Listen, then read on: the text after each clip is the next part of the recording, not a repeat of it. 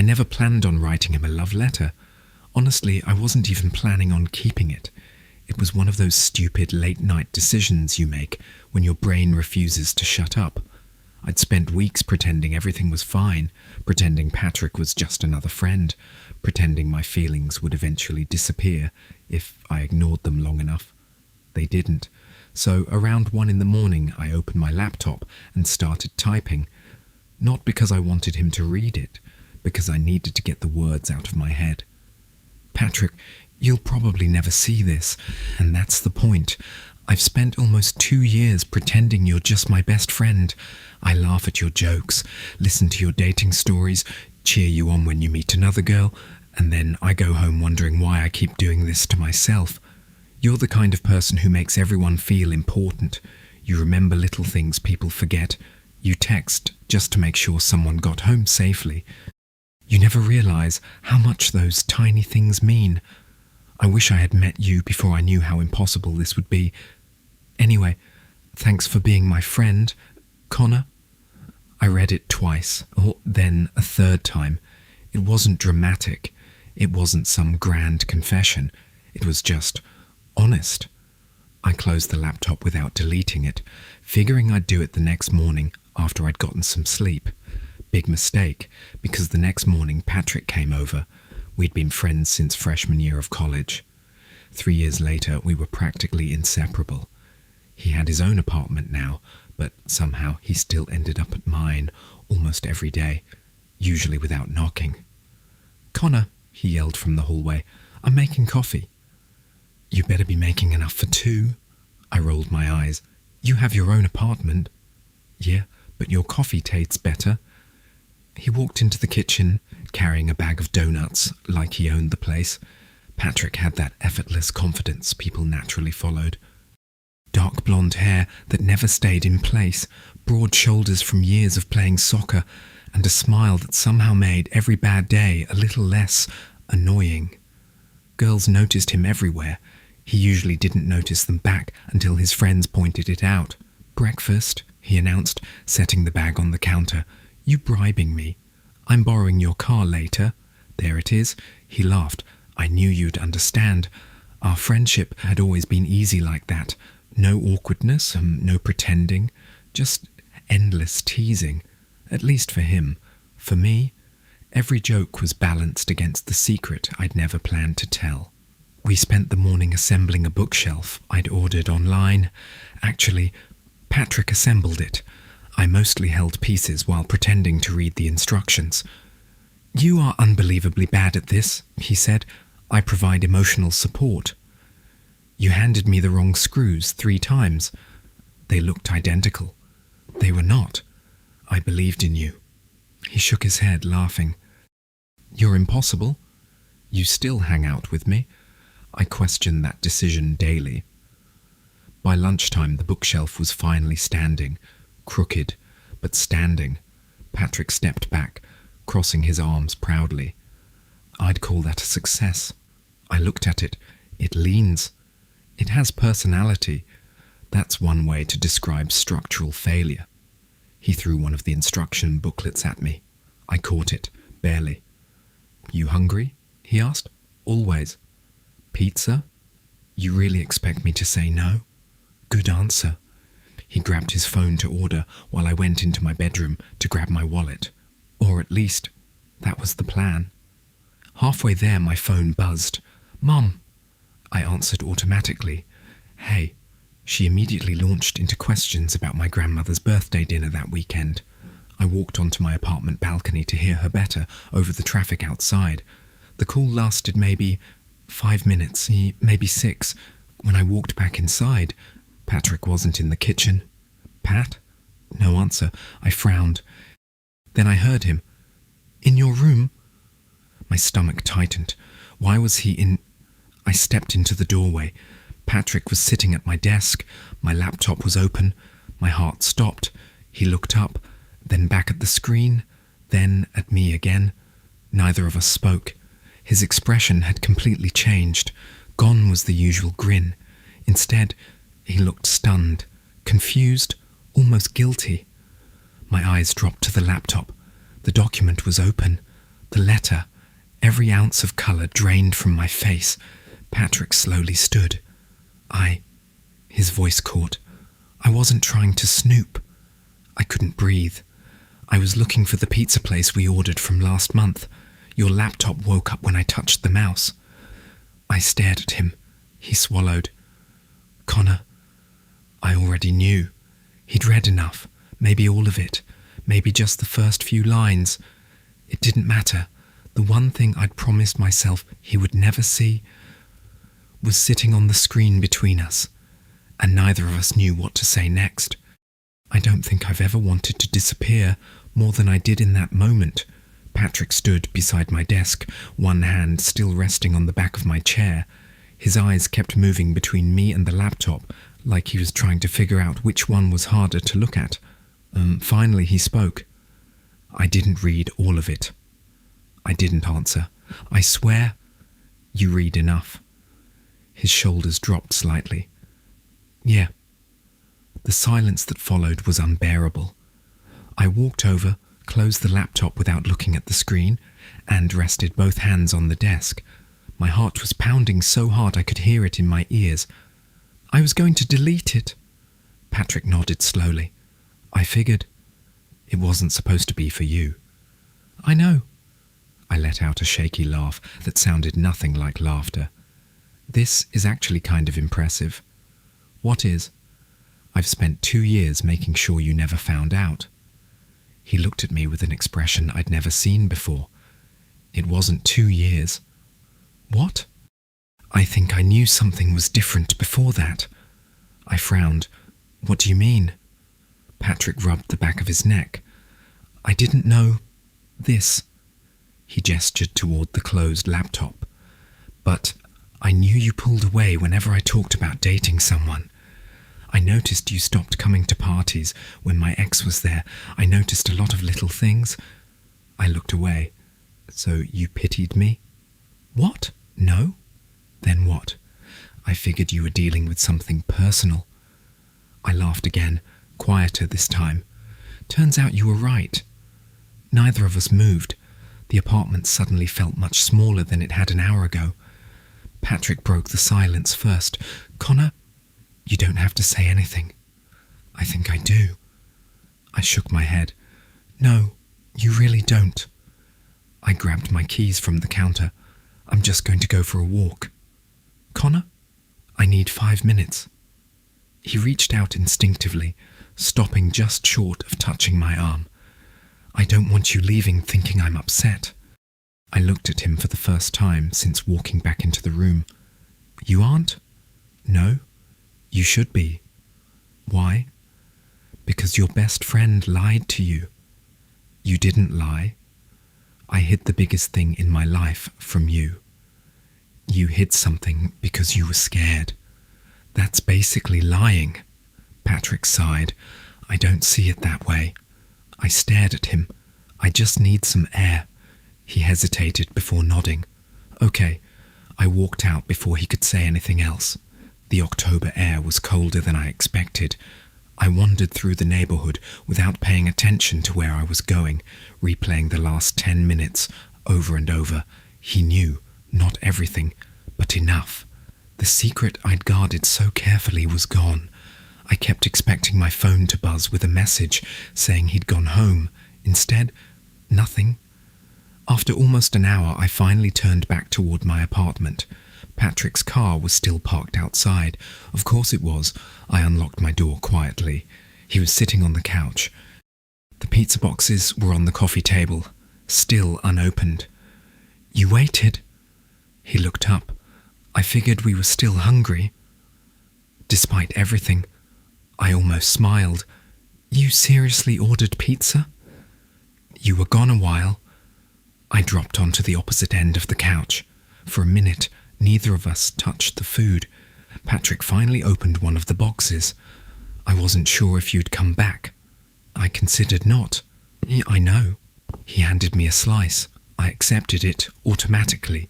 After another long silence, he spoke. Can I ask you something? I guess. When did it start? I stared at the pizza in my hands. Freshman year. That long? You let me borrow your jacket after that football game. He blinked. That's it? You remembered I said I was cold? Patrick laughed softly. I barely remember that. I know. You fell for me because I gave you a jacket? No, I smiled faintly. That was just the first crack. He leaned back against the couch. So what happened after that? After? You kept being yourself. I don't know what that means. It means you remembered my birthday when everyone else forgot. His expression changed. You drove across town because my car broke down. I would have done that for anyone. I know. You helped me move apartments. You bought pizza. You called every night after my dad had surgery. Patrick looked down at the floor. I remember that. I know you do. I took a slow breath. That's the problem. He looked back at me. You were never flirting. You were just kind, and I confused kindness with something else. Patrick was quiet for a long time. Then he surprised me. I don't think you confused it. I frowned. What? I was kind because you're important to me. As a friend. Yeah. The word landed exactly how I'd expected. It still hurt. I never wanted to make things weird. You didn't. I think I just did. Patrick shook his head immediately. No. You don't have to pretend. I'm not pretending. He met my eyes. The weird part isn't that you wrote to the letter. What is? The weird part is realizing my best friend has been carrying this around by himself for 2 years, and I never noticed how heavy it was. For the first time that day, I didn't know what to say. Patrick set his slice back in the box. I don't know what happens now. I nodded. Neither do I. But I do know one thing. What? He looked directly at me. I'm not losing my best friend over a letter. I wanted to believe him, more than anything. But as reassuring as those words sounded, neither of us realized that someone else already knew about the letter too. Because before leaving my apartment, Patrick had accidentally left my laptop open, and a message had just appeared on the screen from one of our mutual friends, a message that included a preview of the document, enough to reveal the title to Patrick. I didn't notice my laptop was still open until the next morning, actually. Patrick noticed first. My phone started vibrating just after 8. Patrick, Connor, don't panic. That was never a good way to start a message. I sat up in bed and rubbed my eyes. Me? Why would I panic? 3 dots appeared almost immediately, then disappeared, then came back. Finally, his reply arrived. I think Ethan might have seen the title of your document yesterday. My stomach dropped. I called him instead of texting. He answered on the first ring. Tell me exactly what happened. Patrick sighed. When you went for your walk, I stayed on the couch for a while. Before I left, I went into your room to grab my hoodie. And I forgot your laptop was still open. I closed my eyes. Then Ethan texted our group chat. Oh, he stopped by? No? Patrick sounded frustrated with himself. A notification popped up on your screen. What did it say? You coming to trivia tonight? I frowned. That doesn't... I think he called you when you didn't answer. My stomach twisted. And? The laptop lit up. I already knew where this was going. He saw the screen. Patrick hesitated. I don't know how much. The title? I think just the title. I sat there in silence. After a few seconds, Patrick spoke again. I'm really sorry. It wasn't your fault. It kind of was. No. I let out a slow breath. If Ethan only saw the title, maybe he assumed it was a birthday letter or something. Patrick didn't answer. Patrick? He asked me if everything was okay. There it was. What did you say? I told him yes. Did he believe you? I honestly don't know. That night, we went to trivia anyway. Cancelling would have looked suspicious. Or at least, that's what we both told ourselves. Our usual group met every Thursday at the same little pub downtown. Me, Patrick, Ethan, Lucas, Ben, 5 friends who'd somehow kept the tradition alive since college. The second Patrick and I walked in together, Ethan looked up from our table. He smiled, but something felt different. "There they are," Lucas called. "You two are late." "Connor blames traffic," Patrick said. "Patrick blames me for everything," I replied automatically. Normally that would have earned a laugh. Instead, Ethan watched us quietly. It was subtle. Anyone else would have missed it, but I noticed.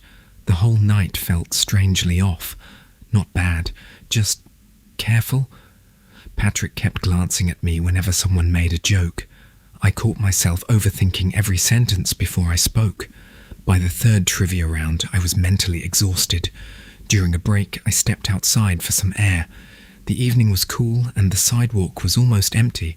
I leaned against the brick wall, trying to clear my head. The door opened behind me. I expected Patrick. Instead, it was Ethan. He shoved his hands into his jacket pockets before standing beside me. "You okay?" I forced a smile. "Yeah." "You sure?" "Why wouldn't I be?" He shrugged. "You've seemed distracted." "I've just been busy." He nodded slowly. Neither of us said anything for nearly a minute. Then Ethan surprised me.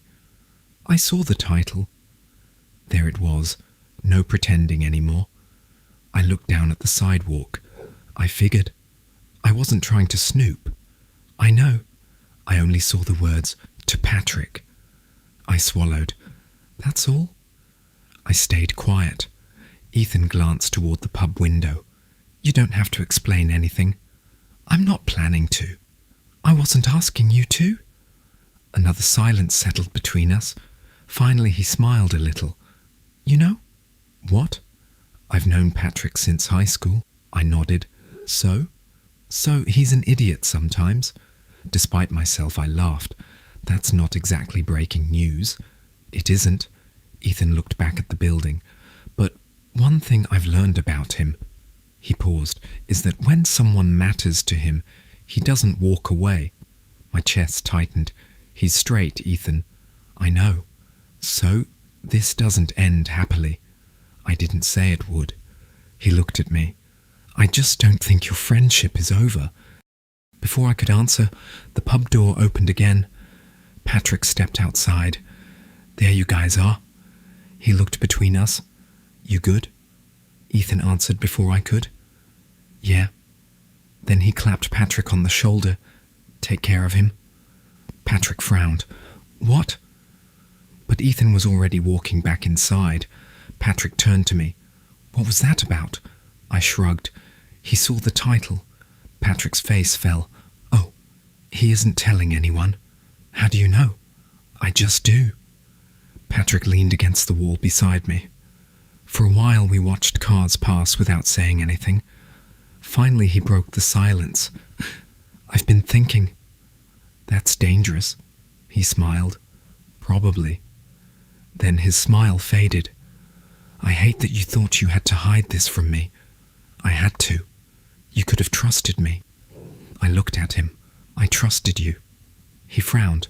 "No, I trusted you enough not to put you in an impossible position." Patrick didn't answer, because he knew I was right. If I'd confessed a year ago, he would have had no idea what to do. "I never wanted you to feel guilty," I said quietly. "I don't." "You shouldn't." "I don't." He hesitated. "I just feel sad." "For me?" "For us." I looked away. "So do I." Neither of us noticed someone watching through the pub window. Lucas. He wasn't trying to eavesdrop, but he had seen Patrick and me standing outside together for nearly 20 minutes. And when we finally walked back inside, the first thing he asked with a grin was, "So?" He looked between us. "What secret are you two hiding?" The question hung in the air longer than it should have. "What secret are you two hiding?" Lucas asked, grinning as he took another sip of his beer. Patrick and I looked at each other for half a second. Then I shrugged. "No secret." Lucas narrowed his eyes dramatically. "I don't believe either of you." "You never do," Patrick replied, because you're both terrible liars. Ben laughed. He's got a point. Patrick dropped back into his chair and grabbed another fry from the basket in the middle of the table. We were talking. For 20 minutes? Lucas asked. Friends do that. Not you two. Usually one of you is making fun of the other. That earned a few laughs. Thankfully, the conversation drifted back toward trivia before anyone pushed further. Still, I noticed Ethan quietly steering every topic away from Patrick and me whenever it got too personal. He never looked at me while doing it, but I knew exactly what he was doing, and I appreciated it. When trivia finally ended, everyone started heading toward the parking lot. Ben and Lucas walked ahead, arguing over one of the questions we'd missed. Ethan gave me a quick nod before getting into his car. That left Patrick and me standing alone again. You want me to follow you home? He asked. I smiled faintly. It's a 15-minute drive. I know. I think I'll survive. He shoved his hands into his jacket pockets. He hesitated. I keep worrying you're going to disappear. I frowned. What? You've been pulling away ever since yesterday. I've been embarrassed. I know. He looked down at the pavement. But if you're embarrassed enough to stop answering my calls, I won't. You promise? His voice sounded strangely uncertain. I met his eyes. I promise. Only then did he seem to relax. Okay. He gave me one of those familiar crooked smiles. See you tomorrow? You already have plans? No. Then why are you asking? Because I still come over every Saturday. Despite everything, that felt comforting. You can still come over. You sure? I'd rather figure this out than pretend nothing happened. Patrick nodded. Me too. The next afternoon, he showed up carrying groceries instead of donuts. I opened the door. What is all this? He held up 2 bags. I decided we're cooking. You? I watched 3 videos. Oh, this is going to end badly. It'll be fine. 20 minutes later, my smoke detector strongly disagreed. You burned pasta, I said. I didn't know that was possible. I honestly didn't either. Patrick stared at the blackened pot. I'm choosing to blame the stove. The stove didn't leave the burner on high. Allegedly. I couldn't help laughing. A real laugh. The first one in days. Patrick looked over. There it is. What? You? I've been here the whole time. No. He leaned against the counter.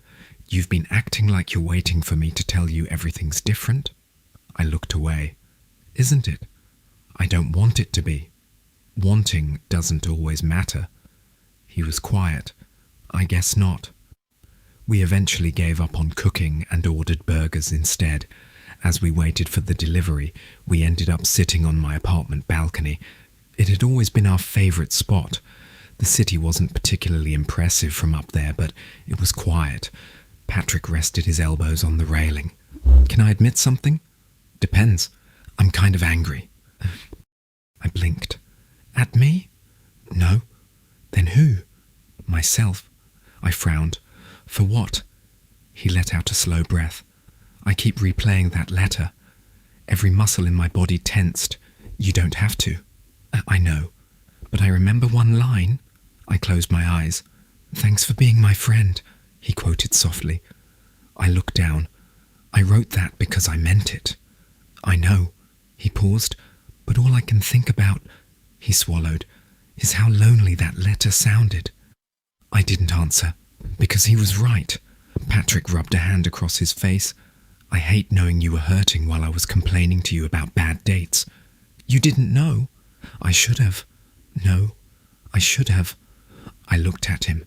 If you had figured it out before I was ready. I smiled sadly. I probably would have denied everything. He thought about that for a moment. Yeah, I wasn't exactly making it easy. He laughed quietly. No. The food arrived a few minutes later, interrupting the conversation. Neither of us realized that we'd left the balcony door open. or that my phone, sitting on the coffee table inside, had started ringing. It was my older sister. When I finally noticed the missed call, there was already a voicemail waiting. I played it on speaker without thinking. "Connor?" my sister's voice said, sounding unusually serious.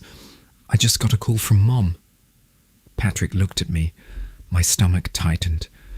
"She said someone from town told her you've been having problems with Patrick." I froze. What exactly happened? The voicemail ended. Patrick slowly lowered his burger. Neither of us had told our families anything, which meant, somehow, the rumours had already started. I played the voicemail again, not because I wanted to, because I couldn't believe I'd heard it correctly. Patrick sat across from me at the kitchen table, his burger untouched. "Someone from town?" he repeated. I nodded slowly. "I don't even know what that means." "Did you tell anyone besides me?" "No." "Ethan?" He only knew the title. Patrick frowned. "And he wouldn't." "I know." Neither of us spoke for a while. Finally, I picked up my phone and called my sister. She answered almost immediately. "Connor? Who called Mom?" "I don't know." "What do you mean you don't know?" "She said one of her friends ran into someone who knows you and Patrick." I rubbed my forehead. "That's incredibly vague." "I know." "What exactly did they say?" There was a pause. "That you two had some kind of falling out." I glanced at Patrick. "We didn't." I figured. "They're just assuming because we haven't been around much." I told Mom that. I let out a slow breath. "Thanks. Connor?" "Yeah?" "If something really is going on." I smiled weakly. "I'll tell you when I'm ready." She didn't push. "I love you." "Love you too." The call ended. Patrick looked relieved. "So nobody knows?" "Not yet." He nodded. "Good." The rumours died down over the next week, or at least that's what I thought. Life slowly started finding its rhythm again. Patrick still came over almost every day. We still watched movies, still argued over which pizza place was better, still made fun of each other's terrible taste in music. On the surface, everything looked normal. Except there was one noticeable difference. Patrick had stopped talking about dating. Completely. At first I didn't think much of it. Then one evening we were walking through the grocery store together when someone called his name. "Patrick." A woman around our age walked over with an excited smile. She hugged him. "It's been forever." "It has." They chatted for a minute while I pretended to compare different brands of cereal. Eventually she smiled at him. "So," she tucked a loose strand of hair behind her ear, "you still have my number?" Patrick hesitated. "Yeah, you should use it sometime." She smiled again before walking away. I waited until she was out of earshot. "She seemed nice." "She is? Are you going to call her?" Patrick pushed the shopping cart forward. "I don't think so." "Why not?" He shrugged. "Not really interested." I raised an eyebrow. "Since when?" He avoided my eyes. "I've just been busy." I knew Patrick well enough to recognize a weak excuse, but I let it go. A few days later, Ethan called me. "You free?" "Depends. I need help moving a couch." That sounds suspiciously like manual labor. It absolutely is. An hour later, I was at Ethan's apartment. The couch took maybe 15 minutes. The conversation afterward lasted 2 hours. Eventually, we ended up sitting on his balcony with coffee. He looked at me carefully. "Can I ask something?" "I've learned that question usually means I'm not going to like it." He laughed. "Fair." Then his expression became more serious. "How's Patrick?" I frowned. "Fine." "You sure?" "Yeah." Ethan looked out over the parking lot. "He seems different." I thought about it. He hasn't been himself. I noticed. He stopped dating. Ethan looked at me. "I know? You know? He turned down 2 dates." I blinked. "How do you know that?" "Because one of them was my cousin." That surprised me. He actually turned her down. Politely, I leaned back in my chair. That's weird. A little. Neither of us spoke for a moment. Then Ethan asked the question I'd been avoiding. Have you asked him why? No. Why not? Because it's none of my business. Ethan gave me a look. You've been best friends for 3 years. Exactly. So, ask him. I can't. Connor? I already complicated his life enough. Ethan sighed. I don't think you're the only one who's confused right now. What does that mean? He shook his head. I honestly don't know. That Saturday, Patrick came over to watch a basketball game. He looked tired, not physically, mentally. You okay? I asked. Long week. You look like you slept 3 hours. Probably 4. We watched the first half mostly in silence. During halftime, Patrick muted the television. I need your advice. I looked at him. About what? He took a deep breath. My parents. What about them? They keep asking why I'm not seeing anyone. I smiled. Welcome to adulthood. I'm serious. So am I. He stared at the blank television screen. My mom tried setting me up with her co-worker's daughter. And? I said no. I waited. He didn't continue. So, why did you say no? Patrick was quiet for a long time, long enough that I started wondering if he was going to answer at all. Finally, I don't think it would have been fair. To her? He nodded. Why? His fingers tightened around the remote. Because he stopped himself, then tried again. I've been thinking about something else. I looked at him, confused. What does that mean? Patrick slowly turned toward me. His expression was unlike anything I'd ever seen. Nervous, almost scared. I don't know what it means yet. He swallowed.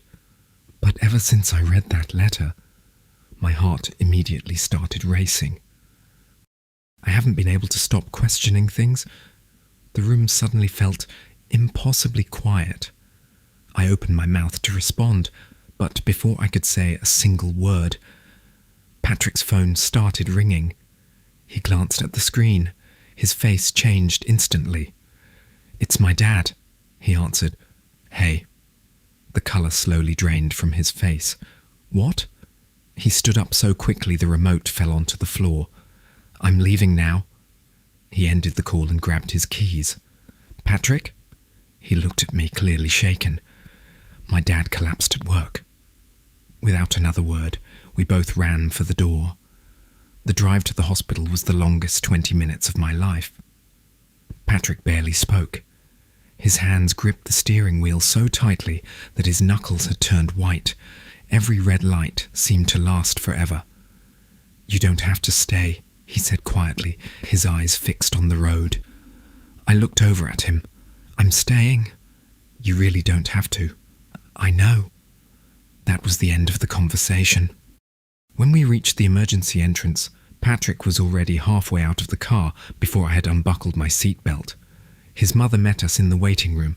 The second she saw Patrick, she wrapped him in a hug. Oh, thank God. What happened? Patrick asked. He got dizzy at work. Is he awake? She nodded. The doctors think it might have been exhaustion. They're still running tests. Patrick let out a breath that sounded like he'd been holding it ever since the phone call. Only then did his mother notice me. Oh, Connor? She smiled warmly. I'm glad you're here. Of course. She hugged me too. Patrick glanced at me for a second. There was gratitude in his eyes, but also something heavier, something I couldn't quite read. A doctor finally came out nearly an hour later. The good news is that your father is stable. Patrick visibly relaxed. We'd like to keep him overnight for observation. The doctor continued. At this point, we're optimistic. Can we see him? See. For a few minutes. Patrick looked at me. You should come. You sure? He nodded immediately. Yeah.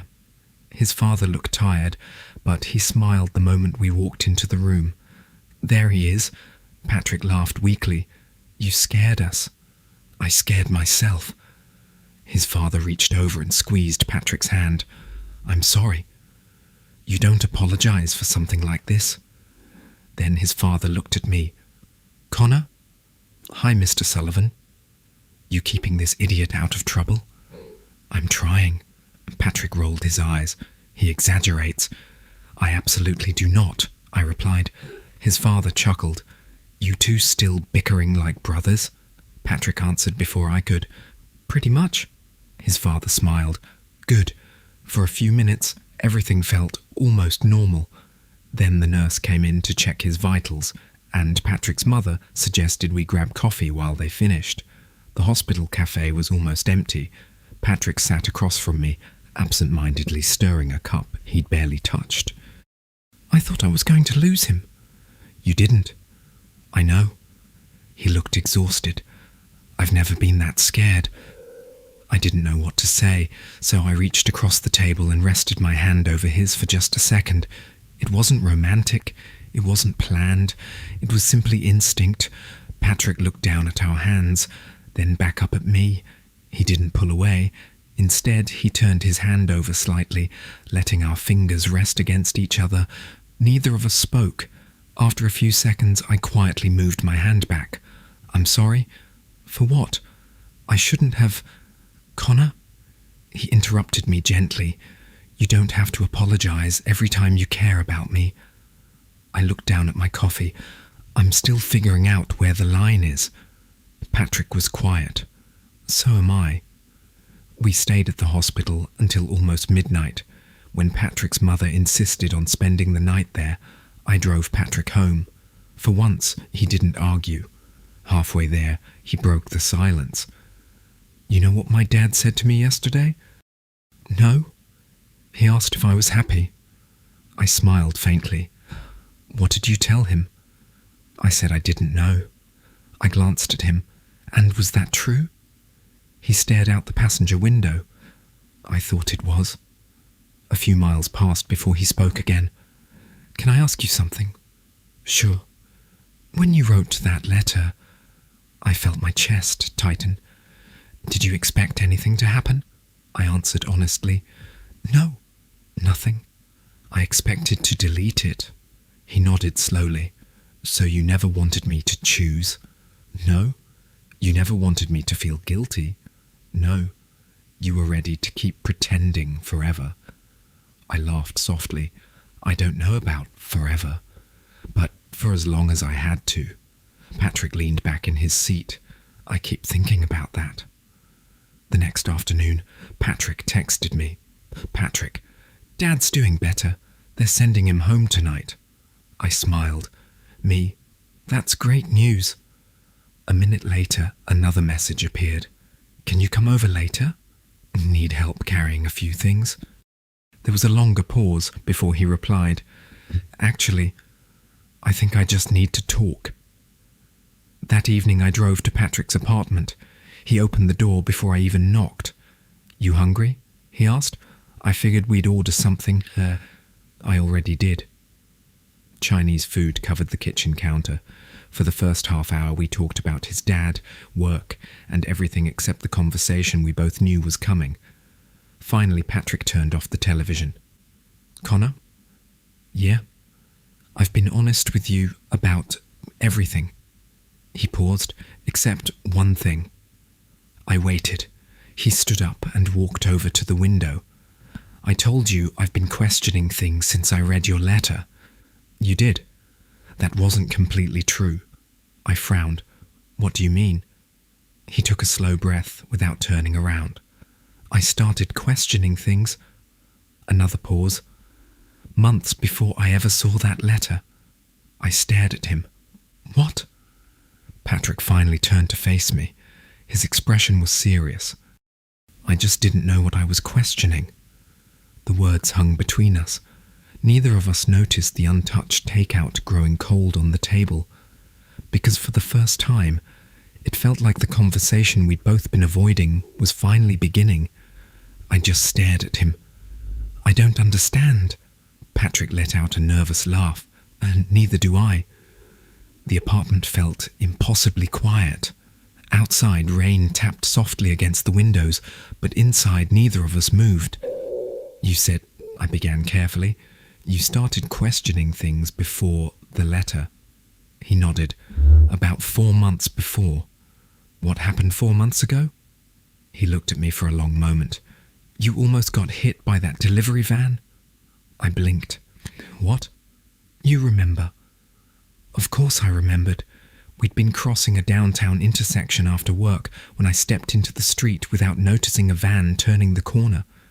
Patrick had grabbed my backpack and yanked me backwards so hard we'd both fallen onto the sidewalk.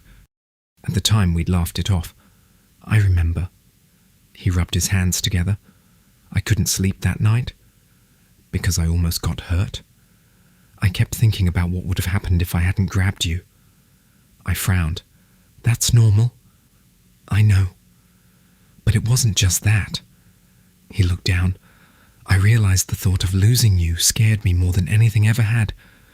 I smiled sadly. Patrick, you're my best friend. I know. So that makes sense. That's what I told myself. He walked over to the couch and sat down heavily. But after that, he paused, everything started feeling different. I stayed standing. What kind of different? I started looking for reasons to text you. You already texted me every day. I know. I started making excuses to stop by your apartment. You already did that. I know. He laughed quietly. I kept telling myself nothing had actually changed. My heart was beating faster now, but something had. He nodded. I just didn't know what. I slowly sat across from him. So, when you read the letter, I panicked, because suddenly there was an explanation. Neither of us spoke. Finally I asked the question that had been sitting in my chest ever since he'd started talking. Patrick. He looked up. Are you saying you're not straight? He closed his eyes for a second. I honestly don't know. The honesty in his voice made it impossible to doubt him. I've never questioned it before. I nodded slowly. I dated girls because I liked them. I believe you. I wasn't pretending. I know. But then, he swallowed, I started comparing every relationship to how I felt when I was with you. The room fell silent again. And? I asked quietly. I kept coming up short. I looked away. I don't want you saying something just because you feel bad for me. His head snapped up. Connor, I mean it. I'm not. You don't owe me anything. I know. You don't have to figure your life out because I wrote one stupid letter. Patrick leaned forward, resting his elbows on his knees. That's exactly why I had to tell you. I frowned. What do you mean? Because if I stayed quiet, he shook his head, I'd spend the rest of my life wondering whether I ignored something important. I could see how nervous he was. His hands wouldn't stop moving. His breathing was uneven. This wasn't someone trying to tell me what I wanted to hear. This was someone trying to understand himself. I don't have answers, he admitted. I wasn't expecting any. I don't know what this means. I know. I don't even know what I feel yet. I smiled softly. That's okay. He looked surprised. It is? Patrick. I leaned back against the couch. I spent 2 years figuring out my feelings. He laughed quietly. I've had about 2 weeks. Exactly. For the first time that evening, some of the tension disappeared. He smiled, a small one, but a real one. So? I said. What now? Patrick thought about it. I think. He took a deep breath. I think we stopped pretending this conversation never happened. Agreed. And he hesitated again. I want to see where these feelings are coming from. I searched his face. What does that look like? I don't know. We stay friends? Always. And if that's all this ever is? He answered without hesitation. Then you're still my best friend. The certainty in his voice made my chest tighten. I believed him. For the first time since he'd read the letter, I actually believed we'd be okay. Patrick stood and walked towards the balcony. I joined him a moment later. The rain had almost stopped. The city lights reflected off the wet streets below. "You know," he said quietly, "my dad asked me something else yesterday." "What?" "He said life gets really complicated when you're too afraid to be honest." I smiled. Sounds like him. He told me not to make important decisions because other people expect them. I rested my arms on the railing. He sounds pretty wise after a hospital visit. Patrick chuckled. "Yeah." Another comfortable silence settled between us. Then he looked at me, not quickly, not nervously, just openly. "Connor?" "Yeah?" "I'd like to take you to dinner." I blinked. "As friends?" "I don't know." He laughed awkwardly.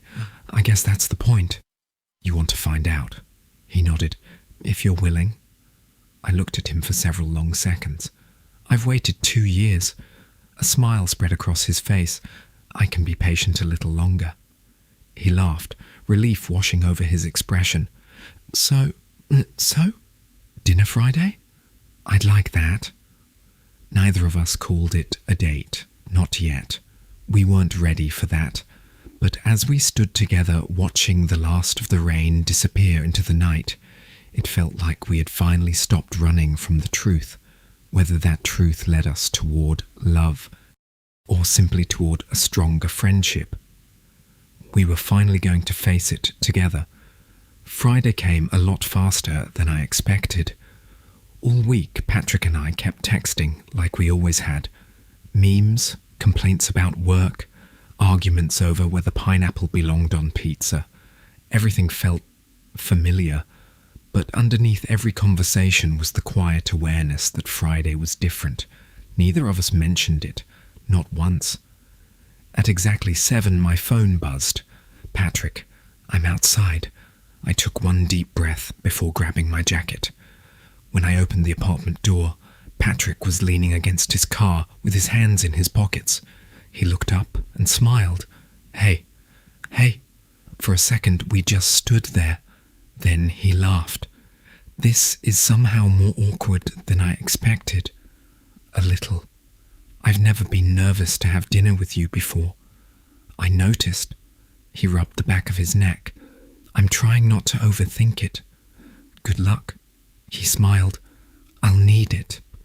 Instead of taking me somewhere expensive, Patrick drove us to the small Italian restaurant we'd been going to since college. The owner recognized us immediately. "The usual table?" Patrick nodded. "Please?" As we sat down, I couldn't help smiling. "You brought me here." I figured if everything else feels uncertain. He looked around the restaurant. Maybe somewhere familiar would help." It does. Dinner started exactly the way hundreds of meals together had started. We complained about work, talked about Patrick's dad, who was already doing much better, laughed about the time Patrick accidentally set off my smoke detector trying to boil pasta. Little by little, the awkwardness faded. Halfway through dessert, Patrick became quiet. He set his fork down. "I've been seeing a therapist." I blinked. "When?" "The week after I read your letter." "You never told me." "I wanted to understand my own head first." I nodded. "Has it helped?" "A lot." He smiled to himself. "My therapist asked me a question that I couldn't answer." "What was it?" "If Connor had never written that letter, would you still be thinking about him this much?" My heart skipped. "And?" Patrick laughed softly. I couldn't even pretend the answer was no. He looked directly at me. "I was already thinking about you all the time." Neither of us spoke. I kept trying to convince myself I was just protective. He shook his head, but that explanation stopped making sense. I stayed completely still. "My therapist finally told me something." "What?" "You don't have to figure out your entire identity before you're allowed to care about someone." I smiled. "That's good advice." "It is." He leaned forward. So, he took a deep breath. I still don't have every answer. I wasn't expecting you to, but I do know one thing. I waited. I want to find out what this could become. My eyes searched his face. There wasn't guilt. There wasn't pressure. Only quiet certainty. You don't have to rush. I'm not rushing. You've only had a few weeks. I know. He smiled. But every day since then, I've kept asking myself one question. What question? If Connor were anyone else. He laughed. Would I still be looking for excuses to see him? I smiled before I could stop myself. I'm guessing not. Definitely not. We both laughed. The tension that had followed us for weeks finally began to disappear. After dinner, we walked through the park across the street. The air was cool, and the paths were almost empty. We stopped near the small lake where we'd studied together countless times during college. Patrick leaned against the railing. I used to think love was supposed to hit you all at once. I looked at him. Now? Now I think sometimes it grows so slowly that you don't notice until someone points it out. I felt my throat tighten.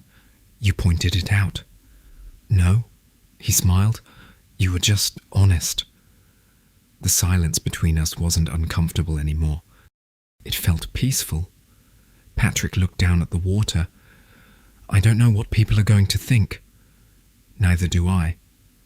I'm probably going to have awkward conversations with my family. I'll have a few too. He laughed. My mom is going to act like she knew before I did. I'd bet money on that. Oh, absolutely. Another comfortable silence settled between us. Finally, Patrick turned toward me. Connor? Yeah? I've wanted to do something all week. I already knew, not because I expected it, because of the way he was looking at me, carefully, giving me every chance to say no. He took one small step closer. Can I kiss you? Every version of this moment I'd imagined over the last 2 years had been dramatic. This wasn't. It was quiet, simple, real. I smiled. I'd like that. Patrick closed the small distance between us. The kiss was gentle, brief, more uncertain than passionate. When we pulled back, we both laughed. What? I asked. I've been terrified of doing that.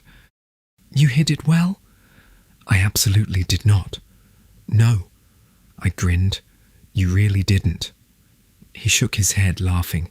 I guess I'm new at this. So are we? He reached for my hand, not dramatically, just naturally.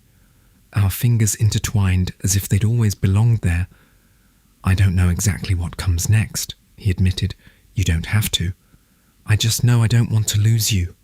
You won't. I should have read that letter sooner. I laughed. I definitely disagree with that. Fair. We started walking again, hand in hand, not because everything was suddenly perfect, not because every question had been answered, but because for the first time, neither of us was hiding. Looking back now, I don't think the love letter changed Patrick. It changed us. It forced two best friends to stop pretending, to stop making decisions based on fear, and to finally trust each other with the truth. I wrote that letter expecting no one would ever read it. Instead, it became the first chapter of the happiest story I've ever lived,